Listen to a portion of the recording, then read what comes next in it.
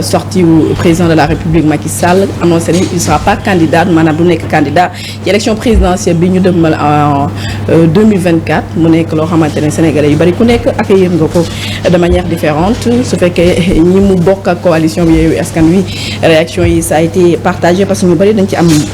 surprise alors mun naa ne Pamata yow ban accueil nga am ci le choix du président da nga wax est-ce que nekkoon na loo xam ne xaaroon nga ko. waaw xaaroon nañ ko dans la mesure que ñaari hypothèse rek amoon mooy soit mu ni dafay continuer dem ci benn genre entêtement ni dafay dugal réew mi ci benn instabilité déclarer sa candidature wala mu renoncer ci li nga xamante ne mooy liñ ko prêté woon nekkoon ay ambition te liñ ko prêté woon aussi ay firnde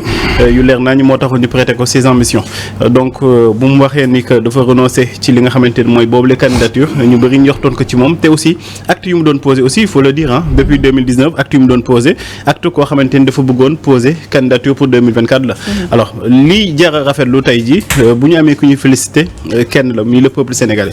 parce que tey dañu bëgg jël mbir bi di ko présenter comme nit koo xamante ni dafa def preuve de voilà dafa respecter li nga xamante ne mooy kàddoom def li nga xamante ne moo taxoon ñu fal ko mooy sàmmonte kàddoom mais aussi revenir ci contexte 2011 boobu alors que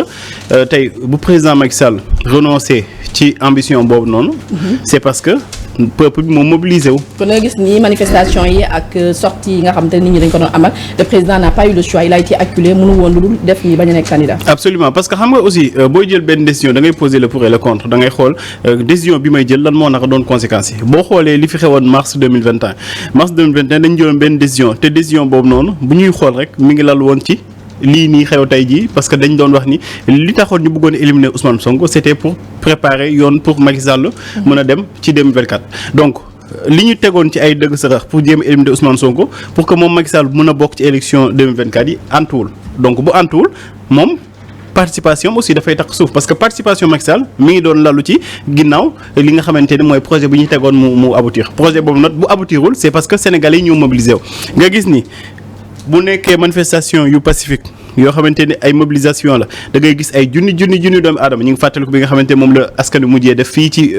place de la nation F24 woote woon ko mais ay junni doomu aadama taxaw moom le président de la République am na ay bulletins de renseignement def na ay li nga xamante ni mooy ay sondage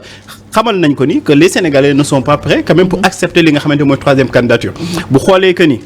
pour Ousmane Sonko kase nit ñi génn nañu di manifester ba manifester yi dem ci manifestation yi dem ci ay mbir yoo xamante kenn mënu ko comprendre nga gis violence boo xamante bu inouïe nga gis ay nit ñi si ñàkk seen bakkan ay mbir yu ñuy yàq ak di ko taal nga gis aussi li xew ci France nit ñi di la naan boo moytuwul peut-être même situation xewaat fii ci Sénégal mais yow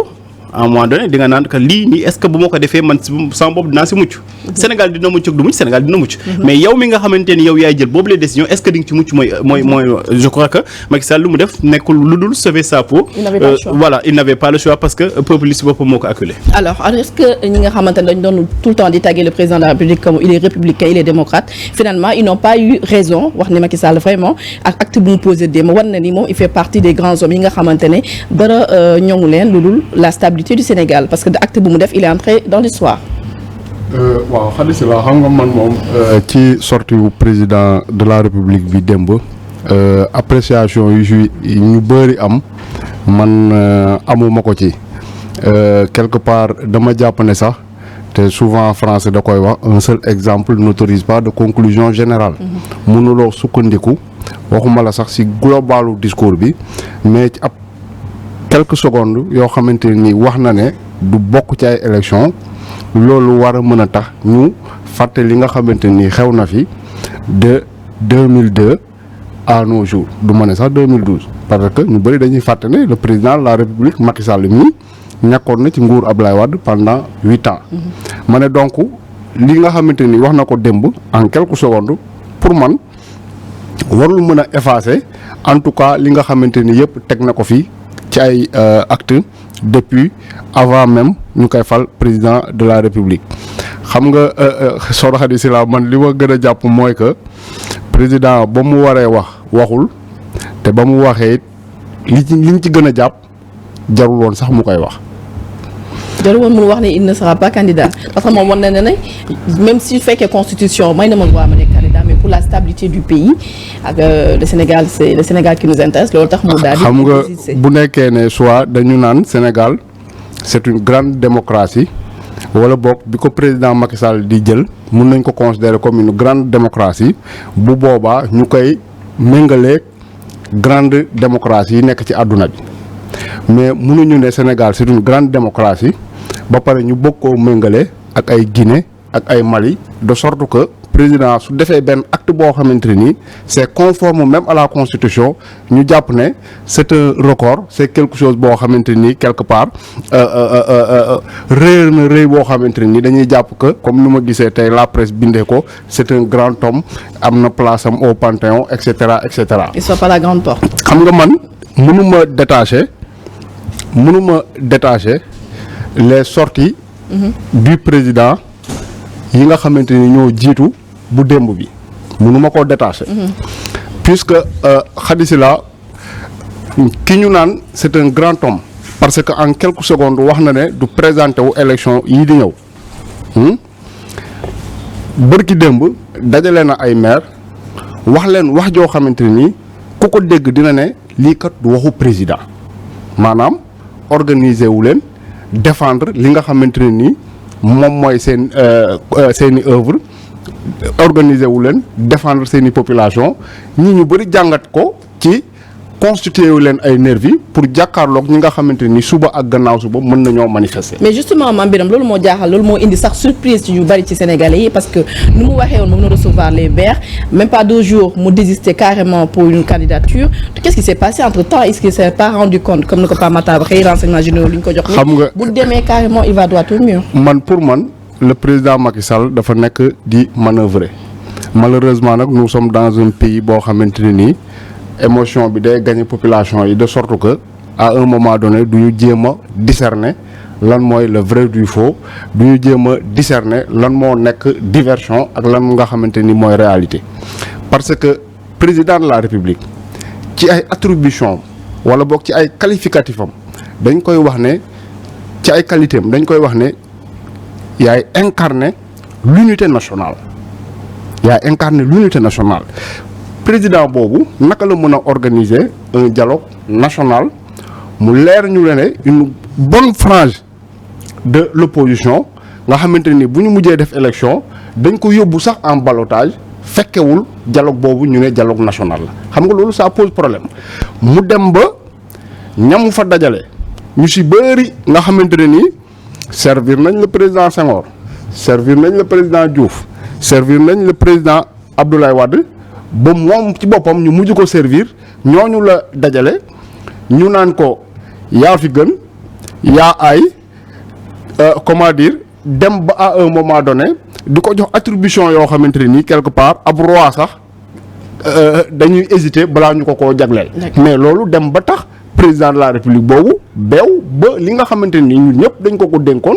te bañ ko koy dénk mu neexaloon ñu à travers une campagne électorale boo xamante ni da doon charmer les sénégalais pour ñu votel ko. léegi ñu ne loolu ñu ko votel ba jox ko il faut maintenant ñu neexal ko ci njëkk pour mu doog koo delloo. mais dem ba neexaluñ ko ci njëkk ba delloo na ko quand même. moo tax ma ne la il est dans la manœuvre. d'accord te tey. doo dem France. ñu ne la Emmanuel Macron nee na day def une adresse à la nation pour wax ne du présenter waat élection yi di ñëw. parce que c'est des acquis démocratiques. alors monsieur Malaw Ndiaye maa ngi lay remercier et si sa wuyu si ma fàttali ne yaay membre cellule de com bu parti démocratique sénégalais nekk en même temps membre fédération nationale des cadres libéraux. alors gis nañ ni dem le chef de l'État jël na décision ne dootul nekk candidat pour les élections 2024 comment le PDS a acquis cette nouvelle. bismillaahi rahmaani rahiim damay commencer nuyu seen téléspectatrices ak téléspectateurs di leen ziar di leen nuyu yéen ñëpp di leen masaw aussi c'est leen fi dal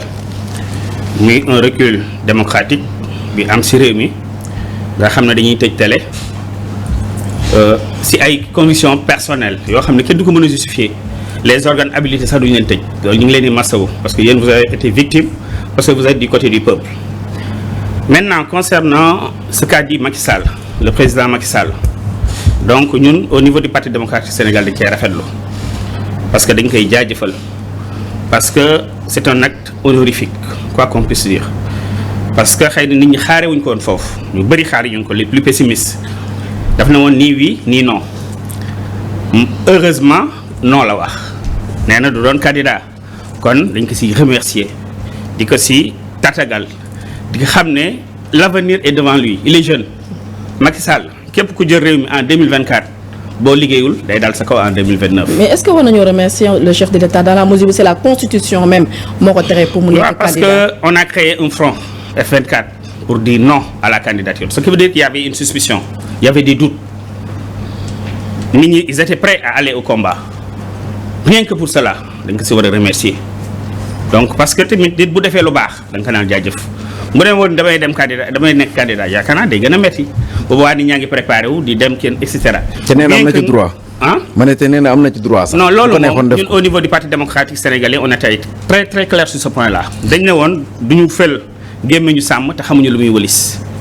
Macky Sall def na woon nii oui nii non mais ñun suñu position juridique dafa leer mooy juridiquement Macky Sall n'a pas une seule niche juridique lui permettant de se présenter pour une troisième candidature parce que Macky Sall a été élu sur la base d'une constitution de 2001 constitution bi au niveau de l'article 27 dafa ne le mandat est renouvelable une seule fois donc loolu dafa leer je pense que Macky Sall bi muy prêter serment dafa prêter serment ci constitution boo xam ne dañ na ko ñaari mandat nga am droit loolu dafa leer et je pense que ñoom mi ngi évoquer sax la décision du conseil constitutionnel bi ne ko mënoo wàññi sa mandat décision boobu ñaari principe la évoqué muy le principe de sécurité juridique et le principe de la stabilité des institutions et je pense que ñaari principe yooyu ñooy dugal Macky Sall ba du mën a présenter waat parce que dañ na ko yow bañ lay fal 7 ans lañ la fal amoo droit wàññi ko conseil constitutionnel ne ko pour principe de sécurité juridique mooy le principe de non rétroactivité sur le droit constitutionnel parce que en droit constitutionnel le principe de non rétroactivité ne lie pas le juge constitutionnel mais il y a un autre principe qui est le principe de sécurité juridique qui a été acté qui a été constitutionnalisé depuis la décision de 2016 donc mais dañoo gis déjà ngeen bind wax que ni prolongement wu dialogue sànq xarit si la mi ngi laaj maam Biram lan moo xew si diggante parce que dégg nañ kàddoom yi mu doon yëkkati am na ñoo xam ne victime lañu déjà wu maanaam débat wu troisième mandat ndax gis nañ ci ñoo xam ne ci la ñu ñàkke seen poste ginnaaw ba newuñu moo war a dàq leen mais en tout cas ginnaaw bu ñu waxee que ni amu ci droit ci la ñu gis décision wàcc ñu jël leen ci seen i poste yéen ngeen di wax ci prolongement wu dialogue national kon da ngeen a jàpp que ni dialogue bi bokk na ci li wundu le chef de l'État daal di renoncer à un troisième mandat. Non, je pense que le dialogue avait d'autres objectifs. Ñun ba ñuy dem dialogue ñun au niveau du parti démocratique sénégalais lu ñu fa yóbbuwoon c'est pas la troisième candidature de Macky Sall. On soit très clair là-dessus. li ñu fa yóbbuwoon mooy en 2019 on a été victime. s'il vous plaît. waaw en 2019 présenté wu ñoon ci candidature au niveau des élections présidentielles. Pourquoi parce que dañoo boycotté woon seen dialogue. Pourquoi parce que Macky Sall dañ la ko woon dañuy réviser suñu procès candidat mu bañ donc au niveau de ce dialogue là moom moo def appel ne kat Khalifa Sall amnistie la bëgg mais Karim moom dafa demander révision te révision boobu man ànd naa si ba mu ko waxee nag ñun dañoo ñëw discuter pour la révision du procès de Karim Wade ensuite ak pour que le processus soit clair parce que élection coow li fi bëri rek mais élection processus la c'est pas le jour J bu ñuy wax ay vol ak ay yooyu bu ñu xaaree ba jour J gouvernement bi def lu ko neex yaakaar naa ne pour nga contrôler ko day jafe. kon waa PDS yéen moom jamono ji am nga lu leen neex parce qu'il a annoncé que d'ici quelques jours di ngeen dem au niveau de l'Assemblée. waaw ñun de en tout cas. article L29 bi pour. waaw du am lu ñu neex code électoral bi mais am nañu on nous a réhabilité injustice bu ñu xañoon génn ñu teguñu ko ci dara. Au niveau des instances internationales fépp ñu gagné leen tey Macky Sall dafa reconnaître loolu te ñun loolu duñu def lu dul applaudir des deux mains mais ça ne va pas dire que ñun dañuy baisser les bras parce que comme ni ma ko waxee woon élection processus la élection dafa am lu koy sous-tendre te loolu tant que Macky Sall am na ay points de d'accord am na ay points de désaccord par exemple la personne habilitée à organiser ces élections jusqu'à présent amaguñu ci accord te ñun au niveau du parti démocratique sénégalais ça c'est un point fondamental. D'accord. mais ci loolu rek avant ñuy jox chroniqueurs yi est-ce que yow bokk nga ci sénégalais yi nga xam ne dañoo jàpp que ni il n'avait pas le choix dafa dem ba sës moo tax mu ne du dem laajiwaat baatu askan wi en 2024 wala da nga jàpp que ni c'était une décision bien mûrie. Je pense que il avait le choix il avait le choix de confronter le peuple il avait le choix ak lu fi xew les manifestations. non am na choix bi bu leen parce que choix deux la. waaw soit man ne damay affronter le peuple avec toutes les externalités négatives qui vont en émaner wala ma ne damay jël décision bi gën a sage mooy lii ma def nii mais li mu def nii dañ ko si applaudir parce que amoon na choix bu leen ne amul woon choix en Afrique am na président yoo xam ne duñu am droit mais dañuy présenté wu. mais Macky Sall li mu def tey c'est une première. C'est à part le Niger, je pense que rares sont les démocraties de l'Afrique de l'Ouest ñu koy def. au niveau de l'UEMOA. Au Sénégal Mauritanie am na fa Nigéria am na fa. mais au Sénégal c'est la première fois. Au Sénégal c'est la c'est pas la première même fois. chose Mauritanie moom démocratie amu fa. bu ne Mauritanie. ah mais président sortant non c'est pas un exemple. non da nga ne président sortant bu organiser élection keneen ñëw. waaw mais malheureusement Mauritanie bu amul démocratie loolu moo fa dama ne au niveau de l'UEMOA c'est une première. À part le président du Niger. Et au Sénégal aussi c'est une première. Au Sénégal c'est une première. Le président sortant qui organise. Est-ce que loolu en quelque sorte da nga foog ni dafa nekk benn procédure boo xam ne le président dafa jël en compte xam ne su ma nekkul candidat dina tax mu defaraat image am. Malheureusement à l'international. je ne peux pas être dans le parce que secret des dieux. quelques mois yi ñu passé dañoo gis ni son image c'est beaucoup écornée à l'international. Waaw, parce que yéen ma bëgg a kii je ne peux pas être dans le secret des dieux. Macky Sall en tout cas man li mu def c'est un acte honorifique man je ne juge que les faits. Qu'est-ce qui sous-tend cela? wax dëgg yàlla xaw ma lu tax mais daal def na loo xam ne génne na Sénégal ci guuta génne na Sénégal ci confrontation et je pense que c'est assez salutaire et ça peut être bénéfique au Sénégal. oui balaa ñu génn point boobu sax dama ci bëgg laaj maam Birame ndax dañoo dem démb ju conférence de presse su Bougane muy rappeler que ni juróom-ñaari weer yi ci des bu ñu fàtte que ni mooy nekk le président de la République donc tey président yi ñu maanaam Macky Sall bi ñu doon gis ak bii nga xam ne moo nar a jiite waar réew mi yan acte la war a mën a def yoo xam ne peut-être du tax nit ñi di tiit maam Birame parce que fi mu nekk nii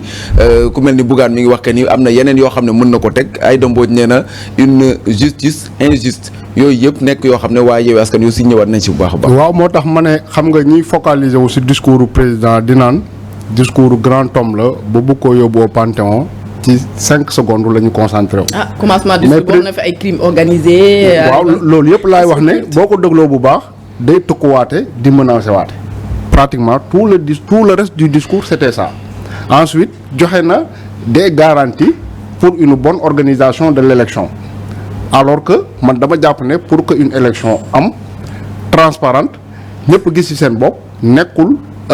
le ministre de l'intérieur bii di Antoine Diome moo koy organiser dañu war a def comme ce qui s'est passé en 2011 quelqu'un boo xamante ni il est neutre sénégalais yëpp reconnaître nañu sa neutralité kooku ñu chargé ko mu organiser élection yi président nag moom bu ko neexee au dialogue peut-être que ñoo bokk ni seen point yoo xam ne abordé nañ ko mais amagul accord. président su ko neexee mu superviser xam nga li ma doon wax sànq mooy que Sénégal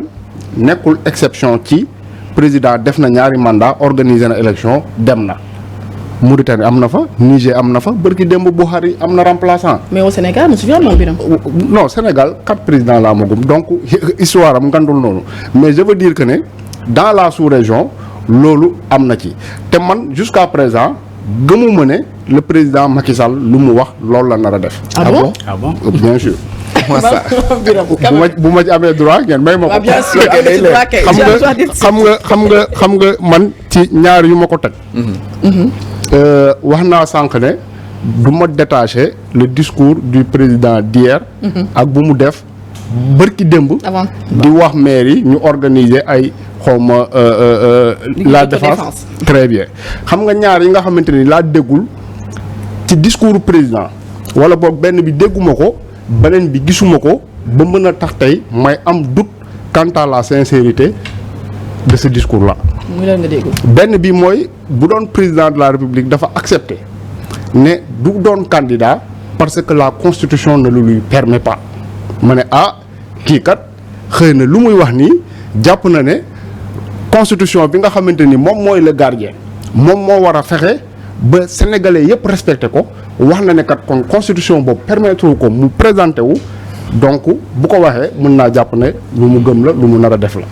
mais président dafa wax ne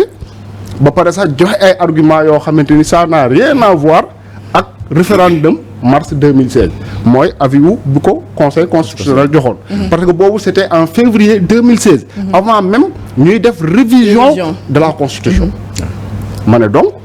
président suy toog ba léegi nii di jafandu ci ay ñaari quinquennat ça veut dire que quelque part moom mu ngi jàpp ne dafa joxe loo xamante ni moom. il avait le droit amoon na ci droit. waaw loolu la wax na c'est pour la stabilité du pays. te newoon na dañ ko koy ñaan ci njëkk ci diggante bi gisuma ko ci ñaan ci njëkk. peut-être am na ay tractations ci suuf. beneen bi nga xamante ni gisuma ko. mooy que bu doon démb le président de la République bu muy def discours am il y avait à côté Amadou Ba wala il y avait à côté président ab institution. ab siège ma ne kat président bii di dem xëy na kii mu taxawal nii di wax moom la yaakaar ci dauphin bu ko war a wuutu ëllëg. mais tey mënuñoo wax ne président de la République du bokk élection mais amul kenn ci kuréelam koo xamante ne ni tey préparé nañ ko pour mu remplacer ko. tey ça c'est le grand débat parce que ñu bari ñu ngi naan man pour ma mën a gëm loolu. il faut dans les plus brefs délais officiellement Benno Bokk Yaakaar ne kii mooy seen candidat. ba président de la République reconnaître ko boobaa du ma ne président kat lu mu ñuy waajal mooy parce que en réalité wax naa leen ne discours bi 5 secondes la ci président wax du ma présenté wu élection yii di ñëw Sénégal yi wala ñi ci ëpp boog jàpp discours 5 secondes yooyu di ci jubilé alors que tout le reste du discours ay menaces la ciy def di tukkuwaate man lu ma gën a jàpp mooy Mame Birame loolu nga wax ni yëpp lan lay annoncé. lu muy annoncé pour man président il avait 2 fronts front 3e mandat front peut-être mun naa ko tuddee Pastef te xam na ne su engagé ñaari front yëpp il n'a aucune chance de s'en relever mu ne naa fayagum benn bi bii bu ko ubbee ba mu indil ko coow loo xamante ne ni à un moment donné le Sénégal va se retrouver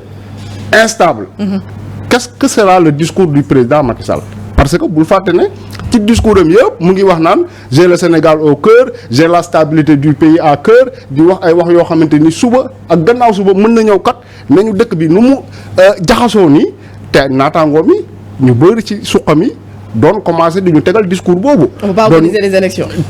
Très bien dinaa ñu sax ak le contexte de la sous-région terroriste yi fii Mali fii nangam sangam président mënul ñàkk a bokk léegi bu ñu demee ba menace boobu ñu doon wax ne ay Mali la ay Burkina et cetera ñoom ñu considérer que ne léegi mu ngi ci biir Sénégal lan mooy nekk seen discours bu boobaa président mën na def revirement. te en plus de ça Macky Sall nekkul koo xamante ne nii day wax benn affaire ñu ne comme wax na ko rek kaamil la. il nous a donné à plusieurs reprises ay exemple wax yoo xamante ni wax na ko après mu génnaat ci ba set wicc bu doon lu mu wax ñu jàpp ñu ne gongo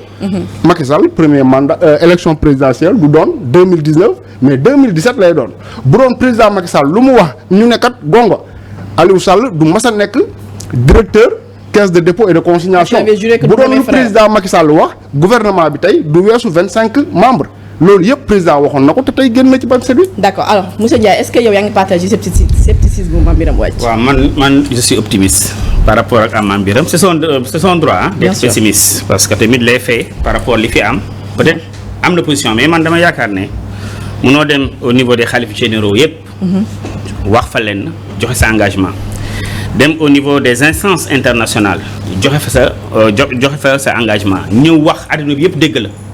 yaakaar naa ne Macky Sall doomu aadama la te yaakaar naa ne am na un peu de dignité bu amul lépp tamit je pense qu'il est digne c'est un président de la République et je pense que man jusqu'à preuve du contraire je ne peux être que de bonne foi. Côte d'Ivoire Ouattara ne woon na du dem. waaw mais dama ne je ne peux être que de bonne foi évidemment dama ne moo tax c'est son droit. d'être pessimiste. mais man ñun à notre niveau. wax dëgg yàlla ñun on est optimiste yaakaar nañ ne Macky Sall ak li mu wax ak fi mu jógee ak ki mu doon ak dem wax ci ministres yi. wax ci députés yi wax ci maires yi wax ci xalif généraux yi wax au niveau des instances internationales wax devant ses pairs présidents et je pense que man. est-ce que ñooñu waxoon na leen il ne sera pas candidat parce que réaction yi ñu gis après son mandat 5 ans bi wax na ko fu nekk surprise la woon parce que dafa mel ni même au sein de benn ñu bari bokk moom waxoon na ko fu nekk moom dafa ñëw rek confirmer. waaw mais waxoon na fépp ne moom. du nekk candidat d'accord alors on peut être que pessimiste li mu waxoon. di jëfee na ko. d'accord alors Pape Matar est-ce que mën nañoo wax ne waaw je suis optimiste. est-ce que mën nañoo wax ne le président de la République du nekk candidat ça veut dire que maintenant tous les candidats ils partent en chance égale ñoom ñëpp am nañu chance léegi pour bokk ci élection présidentielle y compris même Ousmane Sonko. waaw non mais Ousmane Sonko ba tey jii nii moom dara terew ko mu doon candidat parce que amul benn condamnation bu définitive pour ñu mën a ko tere mu doon candidat il faut impérativement mu am condamnation bu définitive donc dara terew ko mu doon candidat ñeneen ñi aussi bu ñu présenté li nga xamante ne mooy pour doon candidat je pense que war nañu mën doon candidat mais bon xam nga problème bi tey jii fu mu nekk mooy le fait que le président de la République wax benn mbir nit ñi di ci douter loolu rek tey jii waroon na tax ba homme politique ñu def attention bu baax gis nga bu ñu demee ba parole président ñu bëri di ci douter di naan am na benn syndrome bu xewoon fële ñu ngi koy wax syndrome ba tax ñi naan Poutine Medvedev oui waaw ñii naan waxoon na fi lii def na lii c'est-à-dire loolu rek dafa war a poser problème ici au Sénégal te je crois que ñi nga xamante ni ñooy homme politique ñoom ñoo ñu war a tàmmal quand même di wax dëgg di bañ aussi am yenn paroles yoo xamante ni kenn du xam en fait nan nga leen di kiiwee parce que tey dafay poser problème bu demee ba président wax am ay Sénégalais yu toog di naan li muy wax est-ce que gëm na ko est-ce que li muy wax nii dëgg la ci moom. est-ce que li muy wax nii Sénégalais ñoo war a am njort gu rafet gëm ni le président de la République il va pas se présenter te vraiment élection dina am à date échue te ñëpp dinañu bokk. xam nga ñun tam waruñu vraiment. am njort bu rafet ci moom ñu am njort bu rafet seen sañ-sañ la yu mu def oui ñu am njort bu rafet seen sañ-sañ la am nañ fu ñu ko mën a teg ñu am njort bu ñaaw aussi seen sañ-sañ la am nañ fu ñu ko mën a teg maintenant tey jii lan moo war a doon man je crois que le président n'avait pas le choix c'est-à-dire moom du moom moo taxaw ni man maay jël volonté wala choix wu renoncer ci candidature bi man loolu laa gëm li ma gëm mooy que président de la République parce que un choix pernicieux n'est pas un choix li ma jàpp mooy que Abdoulaye Wade ba ñu taxawee ci 23 juin boobu ba muy renoncer ci li nga xamante ni mooy projet car bloquant boobu il n'avait pas le choix parce que attaquer askan rey leen du choix Macky Sall aussi peut-être dafa nekk ci même situation boo xamante ni Sénégalais yi dañ ko faire face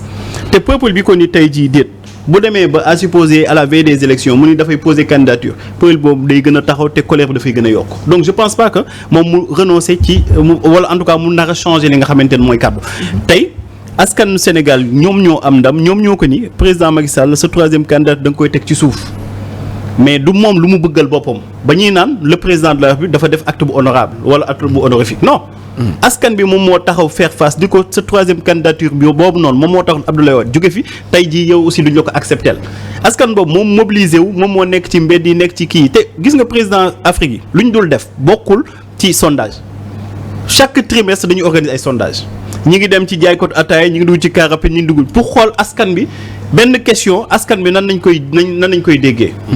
benn mbir lan moo nar a doon réaction mais bu demee ba gis ni am na benn ngandam incertitude ñiy yëgti waxu CPI il y a déjà 30 morts boo xoolee diggante 2012 ak tey jii plus ou moins 50 personnes ñàkk nañ seen bakkan du ay caaxaan. xam nga bu njëkk bi CPI menace kese la woon bu ñu doon brandir mais léegi bii ay acte nañu posé jëm ci biir CPI boobu. Assemblée nationale européenne daal di. imaginez benn mbir d'accord benn nit mi Ousmane Sonko nga dégg autant de violence. am na peut-être sénégalais yoo xamante ni ànduñu Ousmane Sonko jàpp nañ li ñu koy def nii seen yoon newuñu si mais ñooñu jàpp nañu ni bu ñu waxee wax troisième candidature dañuy génn. mais est-ce que yow partagé nga avec ñii di wax ni vraiment ak la décision du président de la République ñi nga xam ne moo les souteneurs de Ousmane Sonko résistance bi force mu amoon day effrité wu parce que ñu bari troisième candidature ba taxoon ñu jàpp. non ñooñu. maanaam il est le plus grand ñi wax ñooñu pour démobiliser la c'est-à-dire il faut que ñu xam ni que askan bi. ay étape la combat yi ay étape la am na benn étape boo xam ne wala am na benn combat de moins mi troisième candidature mu des benn combat bu gën a am solo mooy li grand bi wax léegi mooy fexe ba am organisation élection yu transparente yu libre yu inclusive maanaam ñëpp ñi nga xamante ni comme sa question bi nga laaj sànq ñëpp ñi nga xamante ni présenté nañu li war a tax ñu doon candidat te ëllëg buñ paree ci élection yooyu ñu respecter le choix des urnes loolu mooy combat bi nga xamante ni moom la Sénégalais yi war a continuer te waa Pastef bi aussi mais ils vont devoir se mobiliser. parce que tey jii Ousmane Sonko bu nekkul ci kaso yi depuis mars 2021 c'est parce que les Sénégalais se sont mobilisés. mais moom bu yorutul càq bi nag Pape Matar. parce que bu fekkente ne président dañ naan borom càq du xeex ak borom baatum neen mu teg fële càq bi ne soxlaatuma ko est-ce que kon du foofoo tax ñenn ñi di wax naan combat bi mën na wàññeeku. parce que dootul amati benn intérêt wala lenn loo xam ne dina ko sauver nguuram xam na que ni